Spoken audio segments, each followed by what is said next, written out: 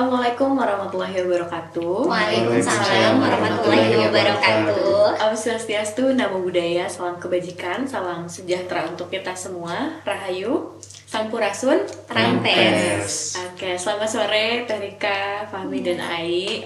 Sore ini kita akan ngobrol di podcast Halakoh Damai di Halakoh Damai ke 154. Dan ini juga jadi permulaan podcast di tahun 2026 perdana ya. Oke, sore ini kita akan ngobrolin tentang damai dimulai dari kampus ya. Dari obrolan kecil menuju perubahan besar. Kita juga kedatangan narasumber spesial kita, Teh Rika, gitu. Dan juga pertemuan pertama di 2026 ini spesial juga karena ada mahasiswa magang dari UIN Bandung. Halo. Iya, jadi akan lebih beragam juga ya perspektifnya dan juga isu yang kita bahas ini akan relate lah ya sama kalian mahasiswa dan Teh Rika juga yang mengampunya gitu. Oke, sebelum nanti kita kenalan, izinkan aku dulu untuk menjelaskan kemitraan Halakoh Damai. Yang pertama ada program integritas terbuka RSCJ Indonesia. Lalu ada Fakultas Filsafat Universitas Katolik Parahyangan, ada Prodi Studi Agama S1, S2, dan S3 UIN Sunan Gunung Jati Bandung, ada CPCRS Fakultas Filsafat Unpar, lalu Praktek Profesi Mahasiswa dari Prodi Studi Agama Fakultas Usuluddin UIN Sunan Gunung Jati Bandung. Oke, Sobat Damai, jangan lupa juga dukung kami di Instagram Halakoh_Damai dan juga di YouTube Halakoh Damai. Juga ada jurnal kami, Integritas Terbuka Peace and Interfaith Studies gitu. Oke, tanpa berlama lagi ya, kita kan mau bahas nih ya mahasiswa perdamaian. Tapi sebelum itu kenalan lagi deh ya sama Sobat Damai nih, karena ada wajah-wajah baru gitu. Boleh perkenalan diri terlebih dahulu ya. Halo, saya Fahmi Husaini Nawawi, Prodi Studi Agama dari Kampus Universitas Islam Negeri Sunan Gunung Jati Bandung. Biasa dipanggil apa? Biasa dipanggil Fahmi aja. Fahmi aja. Oke, assalamualaikum. Perkenalkan, nama saya Ain Siti Nurlaila Sari dari Prodi Studi Agama UIN Bandung yang sekarang sedang magang di sini. Oke, terima kasih. Nanti saya sebagai host dan Fahmi dan Ai akan menjadi co-host juga gitu ya. Selanjutnya Teh Rika, kenalan diri. Oke. Sobat Damai, karena bentar aku Teh Rika udah sering banget kesini gitu ya, tapi kayaknya baru kali ini berkesempatan di podcast ya. Iya, betul-betul. Karena sebelumnya pernah live, kalau podcast ya baru kali ini gitu. Oke, halo Sobat Damai dimanapun kalian berada. Halo Fahmi, Ai, Ami, perkenalkan saya Rika Dilawati. Saya juga dari UIN Sunan Gunung Jati Bandung. Oke, dari pasukan UI di sini ya. Kita semua walaupun dari daerah yang berbeda gitu ya. Tapi kita angkatan berbeda gitu ya. Banyak generasi yang berbeda gitu. Kita akan bahas tadi ya Teh Rika, perdamaian dan mahasiswa. Betul. Gitu. Apa sih Teh yang dijadikan ketertarikan Teteh atau kaitannya sama mahasiswa ini apa gitu? Kenapa mengambil judul ini? Ya, nah jadi mungkin yang melatar belakangi ya kenapa pembahasan kita kali ini tentang mahasiswa dan perdamaian. Karena kalau misalnya kita lihat sekarang itu teman-teman banyak sekali konflik ya gitu, konflik dalam hal makro ataupun dalam hal mikro. Nah, jangan dulu berbicara ke hal yang besar dulu, apalagi itu konflik antar negara, diplomat ya, perpolitikan dan lain sebagainya. Tapi karena kita dari Prodi Studi Agama pastinya kita akan membahas tentang perdamaian dulu gitu ya. Perdamaian dalam hal lingkupnya yang lebih kecil adalah perdamaian yang ada di lingkup mahasiswa, yaitu di kampus gitu. Nah, karena ya Teh Ami, Teh Ai dan juga Fahmi, karena kita di Bandung jadi panggilnya A ya dan Teh. Kalau misalnya kita lihat terkadang di mahasiswa juga ada benih-benih konflik kecil gitu yang tidak terasa, dan adanya prodi SA itu harus bisa mendamaikan gitu. Wow. Ya jangan sampai namanya prodi SA tapi di kelasnya konflik ya. Jadi di kelas juga harus berdamai gitu. Nah itu sih yang menjadi pentingnya ya perdamaian dari hal yang paling kecil gitu. Oke, gimana kalau menurut kalian perdamaian itu kayak apa sih gitu ya, atau gimana cara kalian di kelas belajar tentang perdamaian gitu. Izin menanggapi yang tadi Bu. Iya. Kan terkadang di kelas tuh konflik itu kan nggak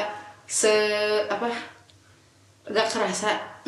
Itu teh konflik tapi kerasanya itu bukan konflik tapi ternyata itu teh konflik. Nah, ketika kita sedang berkonflik tapi kita tuh justru malah keluar dari situasi itu. Jadi ketika ada konflik kita tuh malah memilih untuk keluar dari konflik tersebut. Nah, apakah itu teh jalan untuk menyelesaikan suatu konflik atau bagaimana, atau malah membuat konflik baru gitu? Berarti kalau itu mah kayak pergi dari konflik yang ada ya. Oke. Kayaknya kalau seperti itu dia malah jadi tidak care ya terhadap teman-temannya gitu, karena kan ketika adanya konflik seharusnya mahasiswa terutama kita sebagai agent perdamaian ya, biasanya kan mahasiswa ya agent of peace, agent perdamaian gitu, terus juga hal-hal yang itu dibalut dalam mahasiswa, dan biasanya mahasiswa itu harus peka. Bisa menjadi kontrol sosial ya, sehingga ketika adanya konflik seperti itu dia tidak pergi tetapi seharusnya dia mendamaikan. Apalagi kalau misalnya teman-teman di prodi SA kan salah satu profil lulusannya adalah pegiat kerukunan. Nah, jadi jangan sampai ketika ada konflik terus malah jadi kayak ya udahlah nggak ikutan gitu. Nah kan hal seperti itu biasanya disebut sebagai apatis ya gitu, apatisme. Jadi dia ya udah deh itu masalah lo gitu ya, masalah lo gue gitu. Nah tetapi tidak boleh seperti itu. Seharusnya memang ketika ada problem kita bukannya mau sok tahu gitu, tapi kita cari tahu agar bisa mendamaikan. Terutama kalau misalnya itu di kelas kan berarti kita sebagai warga kelasnya ya gitu, anggota kelasnya harus ikut di dalamnya gitu. Tapi terkadang kan ada yang berpendapat jadi kalau kita sedang berkonflik dengan orang lain berarti yang punya masalahnya tuh kita sama diri kita. Nah terkadang yang mereka yang keluar dari konflik tersebut merasa seperti itu gitu dah. Jadi kalau ada konflik dengan orang lain dia tuh merasa bahwa konflik itu bersumber dari dirinya, jadi dia tuh memilih lebih memilih nggak ikut aja gitu. Karena dia merasa konflik tersebut dari dirinya sendiri. Oh, dia merasa bahwa dia adalah sumber konfliknya ya. Gitu. Nah, seharusnya kalau dalam Islam itu ada yang namanya tabayun atau klarifikasi. Jadi kita harus mengklarifikasi biar tidak suuzon. Apalagi sekarang ya Gen Z overthinking gitu. Makanan sehari-hari itu mah. Betul ya gitu, makanan sehari-hari itu kan hal-hal yang aduh kayaknya apakah jangan-jangan gara-gara aku ada di sini dia kayak ngerasa nggak enak gitu. Nah kan hal-hal yang seperti itu harus ditabayun, harus ngobrol gitu sih, karena salah satu konflik itu bisa terjadi gara-gara tidak ada komunikasi. Gitu. Iya, minimnya komunikasi. Apalagi silent treatment. Nah, itu kan sangat ini ya, sangat sulit. Ini maksudnya gimana nih? Gimana laki-laki kalau silent treatment kan bingung ya. Gitu. Artinya apa? Jadi konflik itu dihadapi atau dihindari gitu bagusnya tuh. Oke, kalau menurut aku pribadi konflik itu harus dihadapi atau dihindari. Nah tergantung situasinya. Kalau itu konfliknya tadi skala besar ya, dan kita itu tidak bisa ikut andil, berarti kita hindari aja. Misalnya konfliknya itu ternyata perang negara, atau misalnya itu antar kota, antar daerah, kan itu skalanya besar dan juga kita di sana tidak bisa andil gitu ya, ikut andil. Nah itu berarti kita bukan menghindari, ada cara lain. Nah kalau misalnya konfliknya itu kecil kayak tadi konflik di kelas, di mahasiswa, apalagi kan kalau mahasiswa ya mereka itu memiliki pemikiran yang berbeda-beda, biasanya beda pendapat di presentasi juga bisa jadi konflik gitu ya, keluar grup atau apa gitu kan ya. Nah kalau misalnya konfliknya itu bisa diantisipasi sama kita bisa lakukan gitu. Dan juga ketika kita melakukan misalnya ada konflik, kita mau mengantisipasi, solusinya tidak langsung reaktif, tapi kita harus lihat dulu bagaimana respon yang seharusnya, nah barulah kita respon. Karena kadang ketika kita reaktif langsung bereaksi juga, itu ada yang salah gitu. Takutnya kan malah menambah konflik baru. Aku penasaran ya, menurut kalian ini ya, gimana cara kalian dalam keseharian menghadapi konflik itu, kalian cenderung ngapain? Misalkan ada konflik sama teman atau sama keluarga, kalian biasanya apakah kalian pergi dari tempat itu, atau kalian ngajak ngobrol, atau kalian nyari solusi yang sama-sama biar menang, win-win solution, atau seperti apa? Coba dari Fahmi boleh. Mungkin dari aku, kalau misalkan di mana kita mendapatkan suatu konflik ataupun ya dimanapun lah,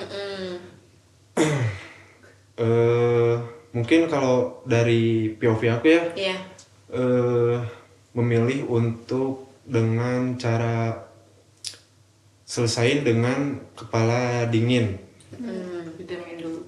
Ya, terus juga kalau misalkan kita udah berusaha buat nge-clear dari konflik itu,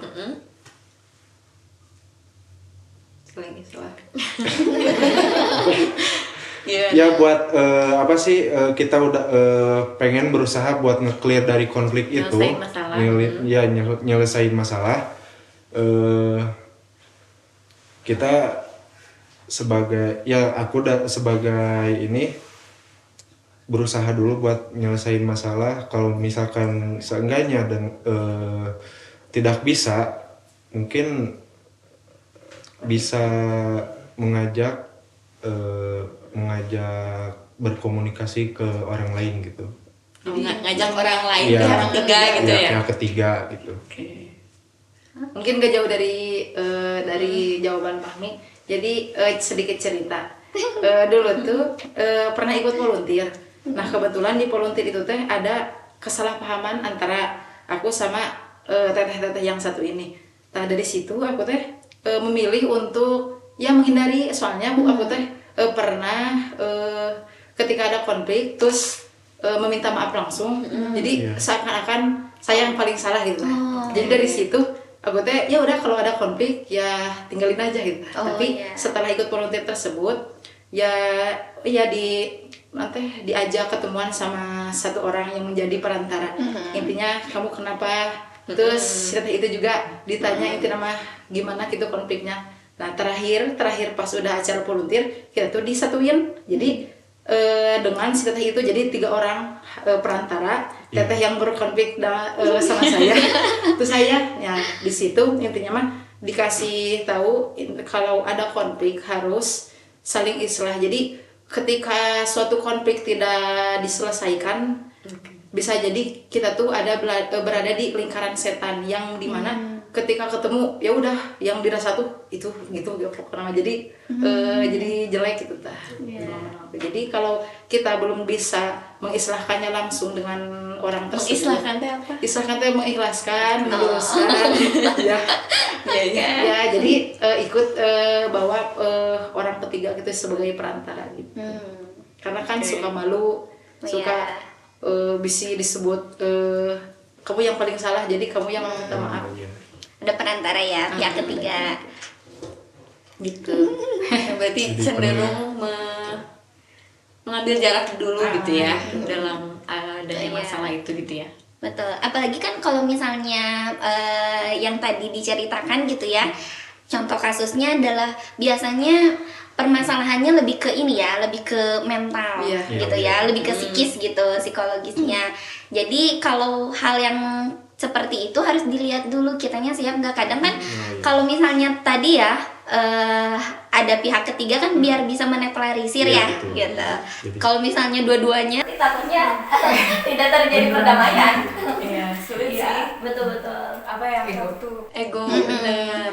Emang tiap orang pasti punya kecenderungan yang berbeda ya dalam menyelesaikan, dan itu semua bisa benar, bisa juga enggak gitu. Jadi nggak ada yang benar-benar mutlak 100% caranya harus ini gitu ya, caranya harus ada pihak ketiga gitu, caranya harus ada orang lain, enggak juga gitu. Bahkan kayak tadi ya kata Rika, mungkin kalau kita ada masalah yang skalanya lebih besar, kita bisa menghindar dulu gitu. Tapi menghindarkan kan kalau kata dosenku bukan berarti menyelesaikan, itu pasti ada lagi konflik nantinya gitu. Walaupun udah selesai pun konflik bakalan terus ada gitu ya. Jadi memang kalau dihindari ya itu akan hanya menunda sih, bukan menyelesaikan. Betul. Kalau di kampus gimana Teh? Maksudnya kayak mahasiswa melihat terutama dalam hal agama kali ya, hal agama tuh gimana mahasiswa belajar untuk bisa melihat ini ada potensi konflik loh gitu, gimana Teh? Nah biasanya kadang ketika kita lihat gitu ya di mahasiswa yang timbulnya itu karena konflik kesalahpahaman, terutama kesalahpahaman dalam hal ya berbeda pendapat, apalagi ketika itu masuk ke dalam penilaian lah, atau misalnya presentasi, tiap orang kan dia ingin menguatkan argumentasinya. Kadang kan yang bertanya dia mau gimana caranya biar kelompok ini tuh harus mengkritisinya tuh dia lebih dalam gitu kan. Nah kalau misalnya yang aku lihat ketika di kampus, perbedaan pandangan yang bisa menjadi konflik gitu ya, perbedaan pilihan, milih KMJ, milih kerja kelompok dulu, atau mau kegiatan yang lain dulu. Nah itu kadang hal-hal yang kecil bisa menjadi konflik gitu di mahasiswa. Dan juga kalau misalkan yang dilihat hari ini mungkin ya, yang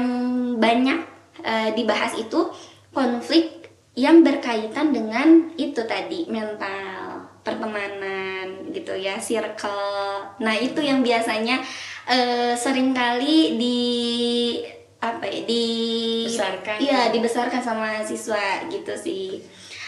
Sempat pernah ada dia mahasiswa yang pakai cadar, jadi dia ngerasa bahwa kayaknya temannya tidak mendukung gitu, jadi dia pengen keluar dari kampus gitu ya, atau bahkan lebih baik untuk lebih baik untuk tidak ikut gitu. Nah jadi terkadang kan hal-hal yang mungkin kita rasa itu biasa saja, terkadang bagi orang-orang tertentu itu menjadi konflik yang besar gitu sih. Apalagi kalau misalnya tadi di mahasiswa tidak ada konflik yang sangat besar banget gitu ya, terutama kalau misalkan menjelang hari raya, atau misalnya menjelang hal-hal yang keseharian tidak terlalu banyak. Mungkin karena mereka intensitas bertemunya di kelas, jadi biasanya kebanyakan konfliknya ya antar kelas aja gitu. Ada pertanyaan lagi? Fahmi? Peran konflik dari perdamaian ini apa gitu? Peran konflik untuk perdamaian? Ya, untuk perdamaian ini. Peran konflik untuk perdamaian. Oke. Jadi kan kalau misalnya kita ngomongin konflik ya, pasti akan beriringan dengan perdamaian. Ya, tidak akan ada perdamaian kalau nggak ada konflik. Begitupun kebalikannya kan ya, gitu, mereka saling melengkapi. Nah terkadang konflik-konflik ini kalau misalkan yang kita lihat tidak hanya secara langsung, tapi ada juga konflik yang itu tuh tidak langsung. Terutama sekarang sedang beredar ya banyak kabar hoax, terus juga second account di mana-mana kan kayak gitu ya. Orang-orang bisa dengan seenaknya komentar, terus ternyata hujat sana sini, bullying dan lain sebagainya. Itu kan bisa mempengaruhi konflik yang awalnya konfliknya kecil tapi ternyata dibesar-besarkan, bahkan se-Indonesia bisa tahu gitu. Nah itu jadi perannya perdamaian tadi, perannya konflik untuk perdamaian ini itu sangat berkaitan gitu, karena dari konflik dia bisa jadi berdamai. Bahkan awalnya mereka itu saling berkonflik, bisa jadi dia awalnya saling berseteru tapi bisa jadi mereka itu bersatu gitu sih, karena adanya komunikasi. Berarti konflik itu harus ada berarti? Konflik itu menjadi, kalau aku bahasanya mungkin ya bukan harus ada, tapi konflik itu menjadi bumbu. bumbu dalam kehidupan. Karena kalau misalnya kehidupan itu kan kayak dua mata uang ya. Iya. Dia atau misalnya kayak hitam putih gitu. Kalau misalnya semuanya itu homogen, itu kayaknya tidak terlalu ini ya, tidak terlalu nggak terlalu ramai gitu ya. Tapi kalau misalnya heterogen, beragam, itu kayaknya lebih unik gitu. Apalagi kalau misalnya di dunia ini semuanya baik ya, berarti tugasnya malaikat mencatatnya gimana nih, gitu. Atau misalnya buruk semua, wah kayaknya nerakanya penuh banget nih, gitu. Gitu sih. Iya. Aku jadi keinget juga kalau kata dosenku, kata Bara Schwebel sih ngutip, perdamaian tuh kayak obat. Jadi kita bakal nyari itu kalau misalnya kita ngerasa sakit. Jadi kalau misalnya kita nggak sakit, kita ngerasa baik-baik aja, kita nggak akan nyari itu. Jadi perdamaian tuh kayak bakal dicari terus, dan itu tuh akan butuh gitu untuk menyelesaikannya. Tuh. Betul. Karena perdamaian itu menjadi obat ketika konflik terjadi atau ada hal-hal lain yang terjadi, itu obatnya gitu. Dan yang harus langsung dilakukan gitu. Makanya tadi kata Aimi istilahnya apa? Islah ya. Islah. Nah, gimana sih Teh? Karena tadi ya kata Teh Rika juga, perdamaian itu sebagai obat. Gimana cara kita minum obat itu supaya sesuai dosis gitu. Jadi gimana caranya kita gitu ya sebagai mahasiswa supaya bisa menerapkan perdamaian itu dengan lebih sederhana dan saling dekat gitu satu sama lain, sama teman tuh semakin nggak berkonflik gitu ya, menghindari isu-isu yang bikin kita tuh jadi pecah gitu. Gimana sih kalau menurut Teh Rika? Betul banget ya Ni, karena kalau misalnya kita itu minum obat kelebihan dosis, yang ada apa? Overdosis, iya. Tapi kalau misalnya dosisnya iya benar, muntah-muntah ya, bahkan bisa meninggal atau apalah gitu, terjadi komplikasi. Tapi kalau misalnya dosisnya itu sedikit, itu juga bermasalah. Jadi memang harus sesuai takaran gitu. Nah, dan hal tersebut harus dilihat kepada case-nya, kepada kasusnya. Kalau misalnya tadi kasusnya itu hal yang ringan gitu ya, misalnya ada terjadi apa ya yang ramai sekarang, konflik yang lagi ramai di ranah medsos, Gen Z, mahasiswa Yang itu. yang apa tuh? Coba misalnya kita pilih atau antar supporter, misalnya nih lagi rame supporter bola ya, kemarin tuh kita sebagai orang mungkin yang tidak suka terhadap bola, mau nggak mau kan akan ikutan, akan ikut kena getahnya. Di kota Bandung sedang ada pertandingan misalnya gitu ya, mau nggak mau ini gimana nih terjadi gitu kan. Nah, kita harus bisa melihat situasi kondisinya. Nggak mungkin kan kita marah-marah ke supporter tersebut, yang ada kitanya bakalan dimarahin untung nggak, walaupun kita orang Bandung. Tapi kalau misalnya kita itu salah penanganan, kayak tadi ya, sempat kemarin ini studi kasus yang langsung pengalaman waktu kemarin saya setelah nonton bola, tiba-tiba ternyata ada orang yang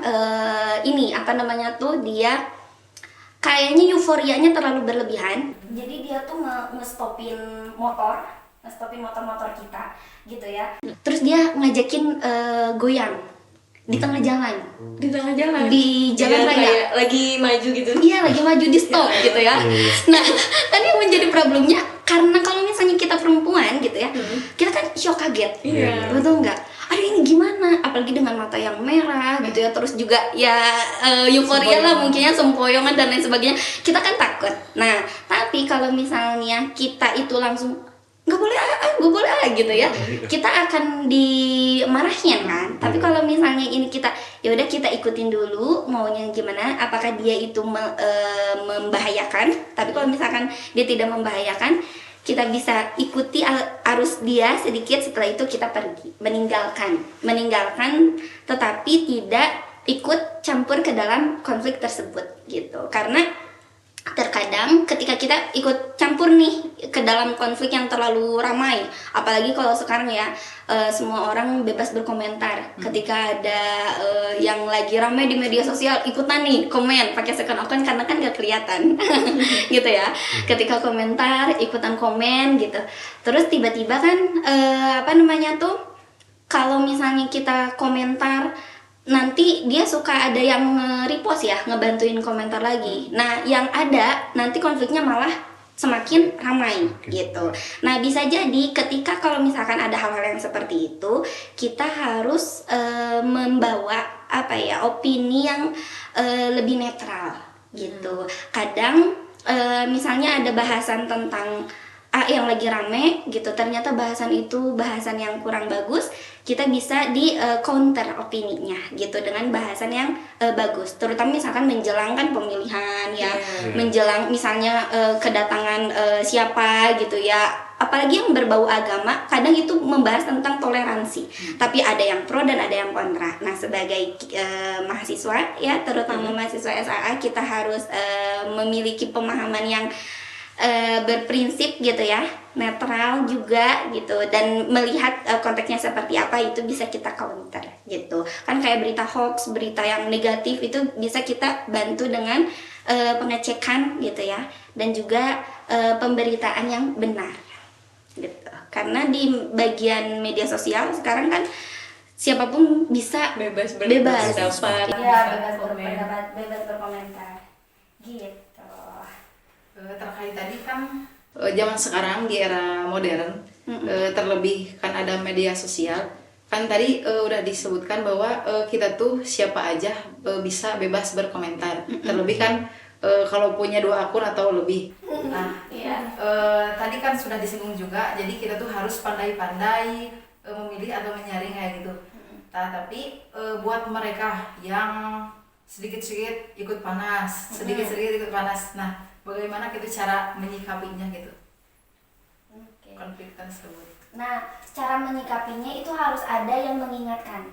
Kadang biasanya jangan sampai kita malah ikut-ikutan komen untuk ngeramein ya, ternyata itu tuh hal yang buruk negatif, gitu. Jadi ya kalau misalkan itu negatif, kita ikutan aja komentar di situ dengan kata-kata yang ajakan untuk stop gitu ya, komentar bullying. Kadang kan komentar-komentar seperti itu, komentar bullying, terus komentar seksis ya, terus juga hal-hal yang bersifat ke ini ya, bully fisik gitu, apa namanya tuh,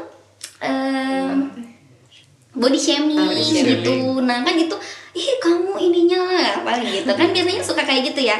Nah, kita harus bisa mengingatkan. Kadang yang nakal kayak gitu tuh lebih banyak dibandingkan yang dia memuji gitu, atau yang berkata baik gitu sih.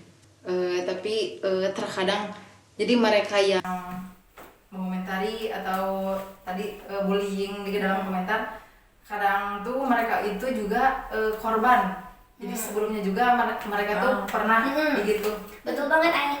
Jadi biasanya pelaku itu adalah mantan korban. Betul. Nah, mantan korban dia bisa menjadi pelaku, dan ketika dia menjadi pelaku, biasanya kejahatan atau hal negatif yang dia lakukan akan lebih berat dibandingkan dengan dia yang pernah dialami gitu.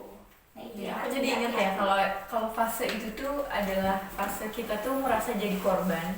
Kita tuh nggak ngerasa dan menyelesaikan fase korban kita. Jadi kita mencari orang yang bisa memvalidasi bahwa kita tuh korban dan merasa dirugikan gitu ya sama orang lain. Nah, di fase itu tuh fase yang sangat rentan. Nggak ada, misalkan ternyata nggak ada yang ngebela kita karena kita merasa korban. Akhirnya kita merasa harus secara di alam bawah sadar tuh ngerasa nggak, harusnya ada juga yang ngerasain kayak gini gitu-gitu. Jadi betul. Pelaku tuh bisa jadi korban juga kan sebelumnya, dan itu tuh dilakukan secara gak sadar gitu ya pastinya. Kalau kita judge dia, kamu ternyata pelaku juga, dia juga gak akan sadar gitu kan. Dan kita pun yang komen asal gitu kayak, emang bukan udah bener ya, kayak gitu-gitu tuh pasti gak akan kerasa gitu, kecuali ada orang sekitar yang ikut ngingetin gitu sih. Betul. Jadi dia nggak rilis sama dirinya ya. Iya, kayaknya kita harus menyadari dulu kita ada di posisi apa dan perannya seperti apa supaya bisa lebih sadar lagi. Betul. Berdamai dengan diri sendiri. Itu sulit sih. Iya. Terus sulit ya. Oke. Udah kerasa ya waktunya, tinggal 5 menit lagi. Teman-teman ada yang mau disampaikan dulu? Terakhir pertanyaan atau closing gitu boleh. Mungkin pertanyaan satu lagi. Boleh. Penasaran banget ya. Iya. Tadi kan ketika si pelaku itu kan mantan korban, berarti secara tidak kita sadari bakal terus jadi ini korban ini jadi pelaku untuk ini gitu. Nah, untuk memutuskan hukum kausalitas tersebut bagaimana? Oke, kalau pertanyaan Ani aku jadi kegambar pernah ada foto ya, fotonya itu dia kayak kopi kan hitam ya, terus dia dituangin ke gelas kosong, dia akan tetap hitam walaupun ada sebagian yang jatuh gitu ya. Terus dia akan hitam tidak berubah warna, tapi ketika di dalamnya itu ada warna putih gitu ya, netral, dan kita ibaratkan itu sebagai diri kita sendiri. Ketika diri kita sendirinya itu menerima, pasti akan berbeda gitu ya. Misalnya nih, orang yang dia menjadi korban dari orang lain, kalau dia dalam hatinya itu kayaknya aku tuh enggak iya, kayaknya dia tuh kok ngeginiin aku sih gitu ya misalnya. Terus juga kalau kayak gitu berarti aku juga bisa kayak yang lain. Ceplos lah kan kadang kayak gitu ya, niatnya bercanda tapi ternyata masuk hati, biasanya kan kayak gitu. Nah jadi kalau seperti itu memang tadinya itu kita harus diselesaikan dulu dalam diri kita, kitanya mau menerima. Ketika misalnya kita diperlakukan seperti itu, kita harus pahami apakah yang diomongin gitu ya, atau yang di perlakuannya, pertindakannya gitu ya, tindakan dia itu benar atau salah. Kalau misalnya itu ternyata tindakannya benar, itu menjadi refleksi bagi diri kita. Tapi ketika tindakannya itu salah, berarti yang salah adalah orangnya.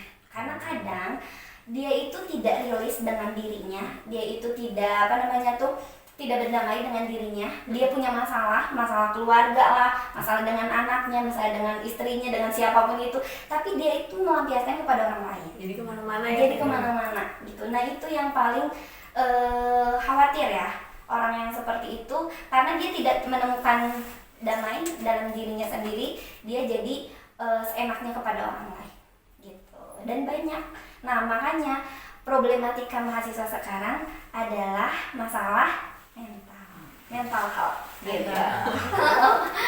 Gitu.